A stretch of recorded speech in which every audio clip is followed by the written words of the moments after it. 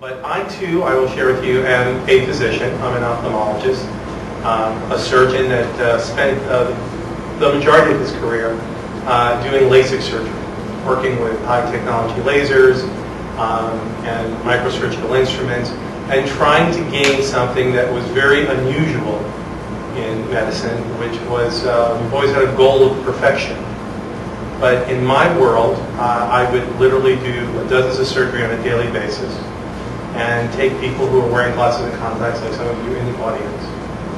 And we, along with a team of nurses and technicians, do a really great, outstanding job. Unlike some of my colleagues in plastic surgery, you may get to cover up a little bit with a little makeup, a little haircut, change your glasses, grow a little hair. But I literally would have people who would call sometimes the next day, usually architects. That was for you, Manoj. Who would call, architects or engineers, who would call after the very next day and say to my staff, I need to speak with Dr. Santander. It's an emergency. My vision's terrible.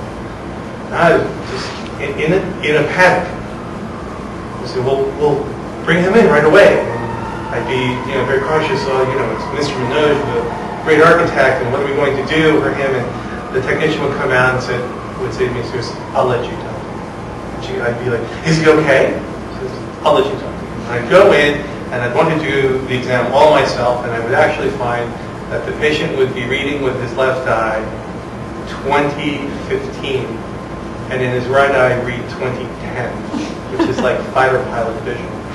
And I would look at him and I'd say, you have an outstanding result. How is it that you shared it? Did you get hit as a change? He goes, no. He goes, the vision in this eye is really good. I want it to be as good in this eye too. I said, you don't understand. I don't even get this result. You're like one of 10 patients who have got 2010 vision. 2015 is even better than what you've never seen 2015 in your entire life. And so how did I actually allow myself to enter into a field where that level of expectation is something which was not just a daily occurrence, but an hourly occurrence? And why could I thrive on that? Why did I make that my goal? Why did I enjoy it? Why, as Dr. Ackle was saying, I wasn't forced to do it. I was just kind of in the flow of doing it. I was fortunate to find about a dozen other people, and we created a team so that we can do this very well. And we had a great symphony. It all started, I won't say as Bugs Bunny would say, two tiny amoeba many years ago. But I'm a first generation that grew up in New York City. My parents are from South America, from the Caribbean. So that gives you some idea of the cultural work ethic, I think, that I had growing up. And growing up in the early 60s, there were two things, there were three things that we lived for. Certainly they were not Chevy apple pie. They were the New York Yankees, hot dog, and knish. A knish, for those of you who've never had that wonderful pleasure, is a potato, a wonderful potato creation. Very difficult to find here in North Carolina. If any of you know where to get it, let me know after the conference.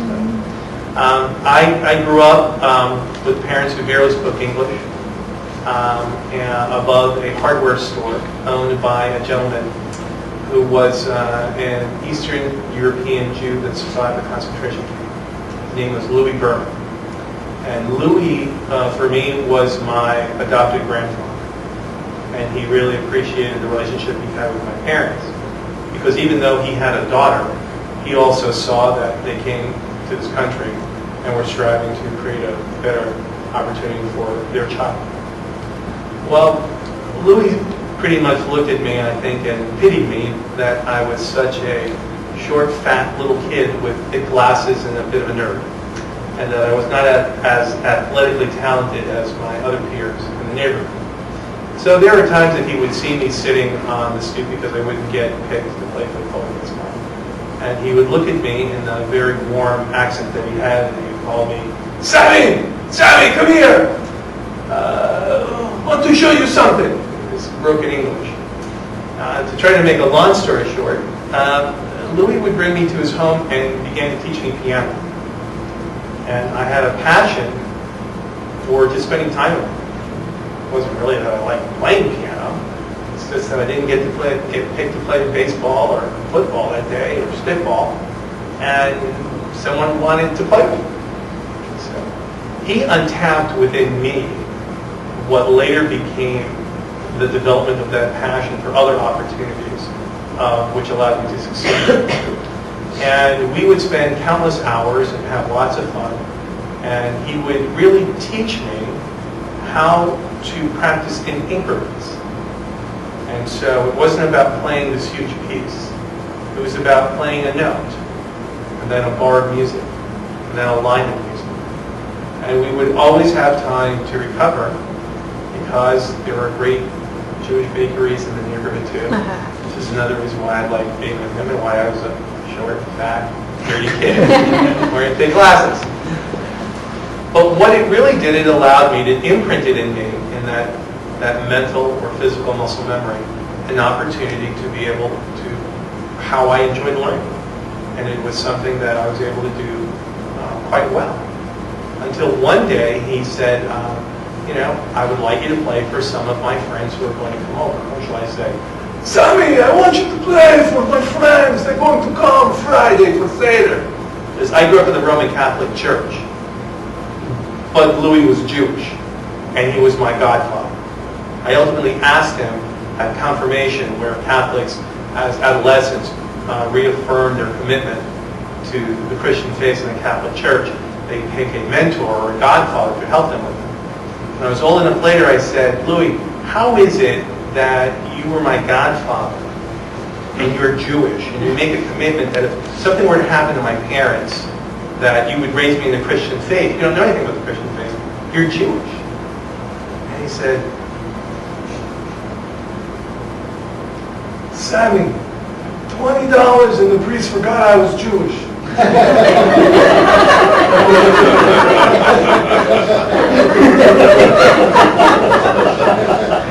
At that time, I was an altar boy. It really rocked my world. You're not going to make any more Catholic or priest jokes after this. So the gentleman that came over for Seder on Friday, because even though I was a Christian, I also celebrated the high holidays in the Jewish faith. My parents didn't know anything about Jews. They were pretty much blue-collar workers from South America, and they said, great, Friday night, dinner over at Louis Berman's house? Terrific, we love the way they cook, sounds good. Oh good, you say a prayer. That's good, there's only one God. So Sammy, I would say the prayer, which is usually said by the youngest person at the table. But before that, on one evening, his friends came over, and I played for them. And he knew that I was really kind of a nervous guy and take the pressure off of me and just say, just play that one bar, or just play that one line, and then he would talk to them. And I'd say, oh, no, I'll tell you what, why don't you go play that? And he had me jump around, really playing different composers, different intensities. And what it was an audition for Julia. I had not known that Louis was actually a professor of music in Poland. And he came to the United States and could not teach anymore.